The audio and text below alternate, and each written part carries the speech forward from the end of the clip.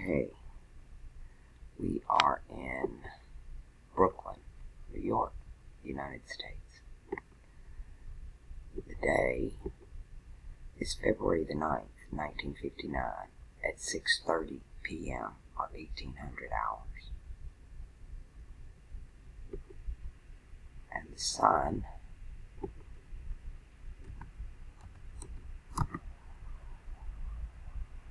is in Capricorn. So you probably thought you were Aquarius your whole life. Welcome to being a Capricorn. You got a lot going on here. You have Mercury in Capricorn, so not only are you a Capricorn, you speak as a Capricorn. Venus is in the water of Aquarius. My Venus is there too.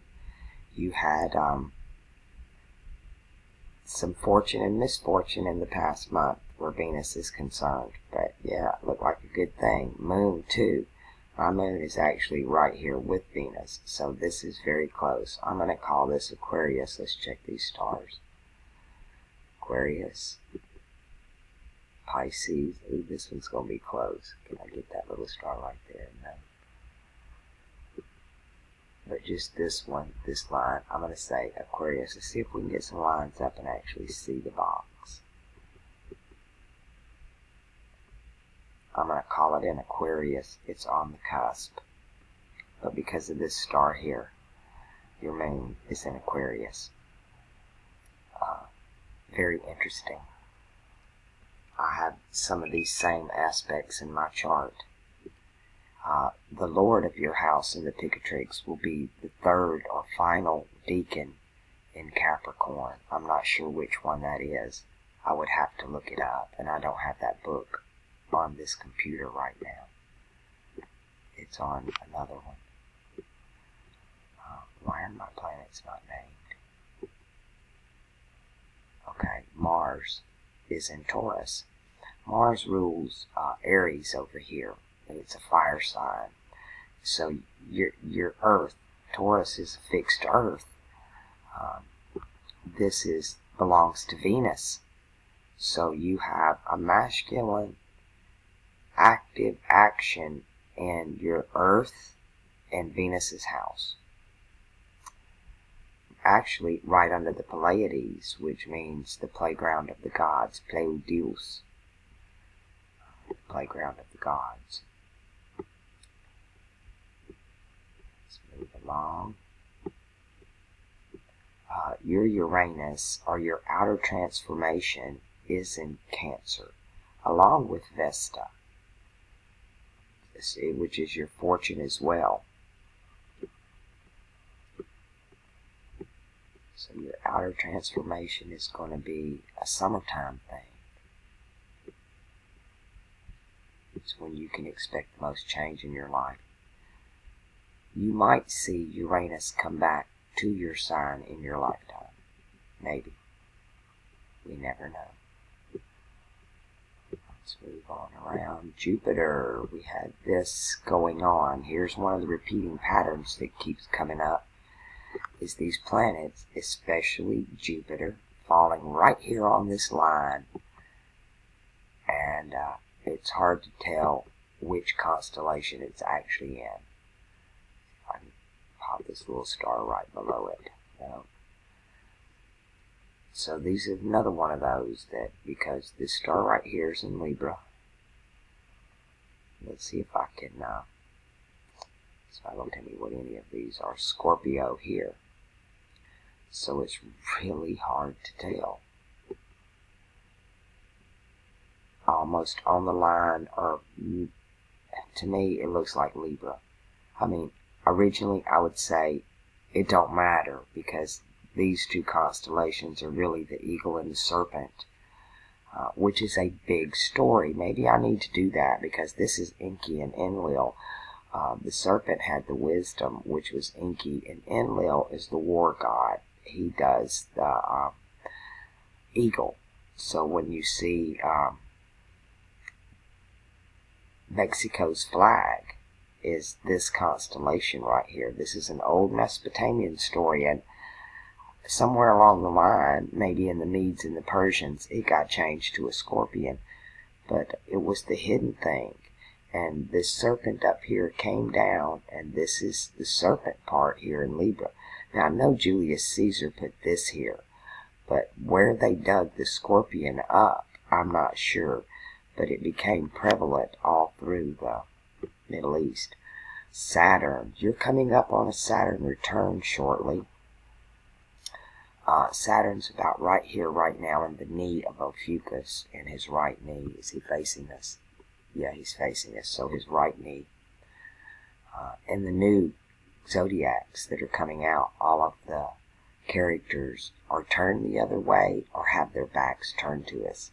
I was hoping they would put back this eagle over here, because then it would not matter, because it's just Enlil and Enki at war.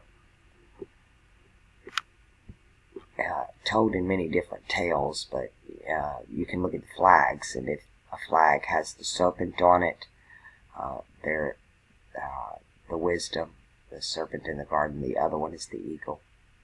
America carries the eagle, the warring tribes, which you think would be housed in Aries, which Scorpio, or the eagle, is the other part of that triangulum of houses when they're broken down into the elements. So you are a cardinal earth. Wait, let me get the rest of the planets, because we're leaving out Neptune here, because you got a lot of this.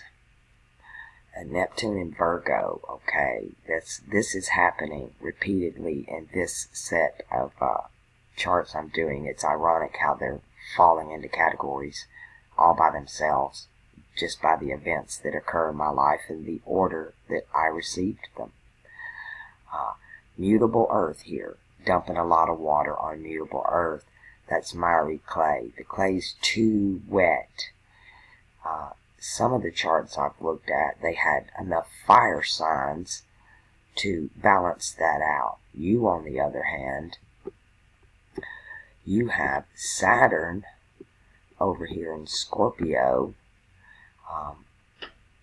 which is a water sign, and you would think it would be a fire sign or an air sign because it's a scorpion, right? What's it doing? Water.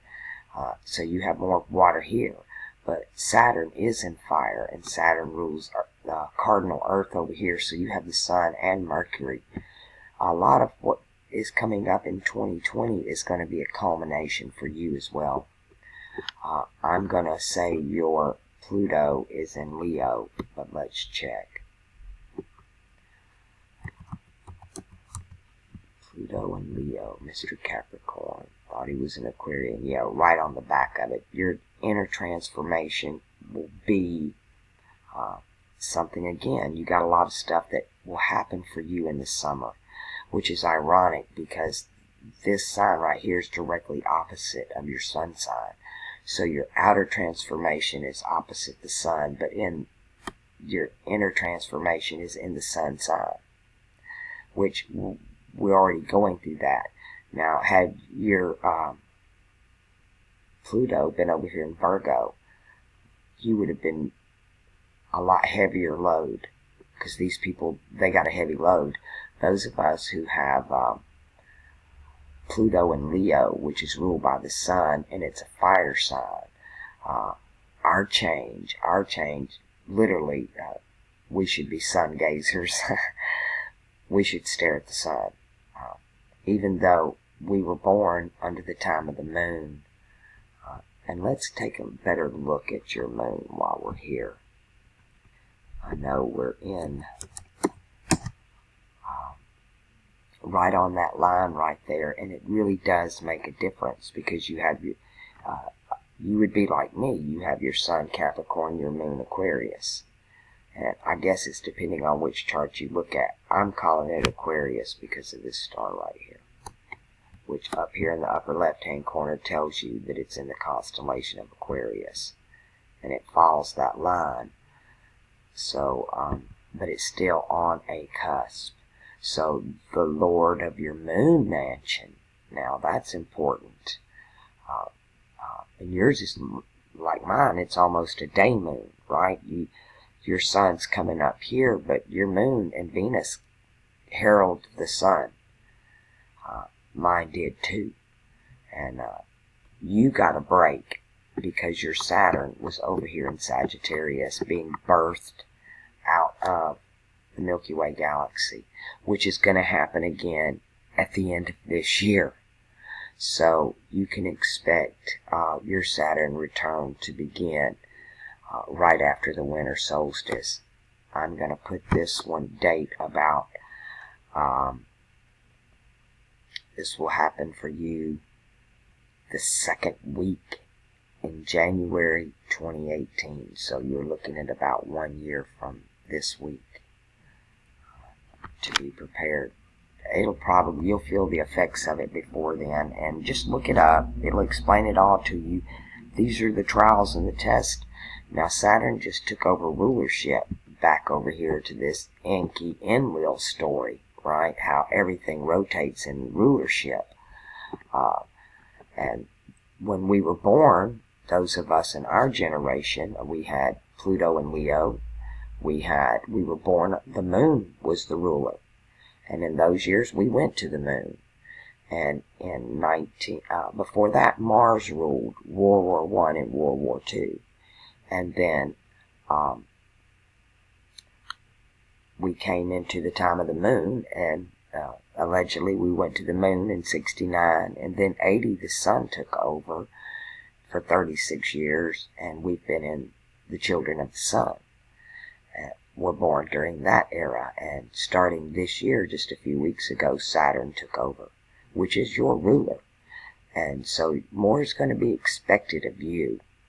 And then this Sagittarius being a humanitarian sign, but also that birth out of Saturn's going to go retrograde. Let me pop up 1 year.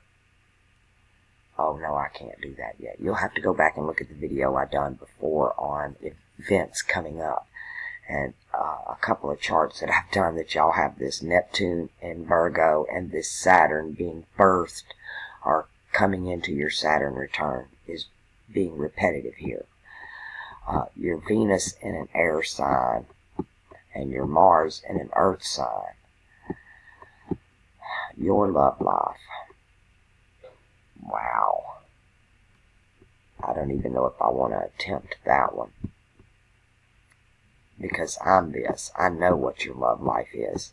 You have trouble being compatible.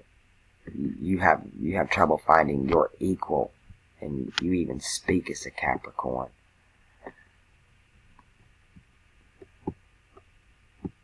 Yeah, it's a big old fat difference between Capricorn and Aquarius in their characteristics and everything. You're talking about air and earth. I mean, above and below. And they're different, but they're both ruled by Saturn. So even when you thought you were Aquarius, you knew you had that Saturn influence anyway. But its prominent house is cardinal earth. And you can't be a pope unless you're a cardinal of the earth. No pope, any pope on this planet should always be born with the sun, and as much as possible in this sign. Mars would be great, Saturn would be great, a lot of trouble, hard life, tough, school of hard knocks. That's what this is. This is your only break right here.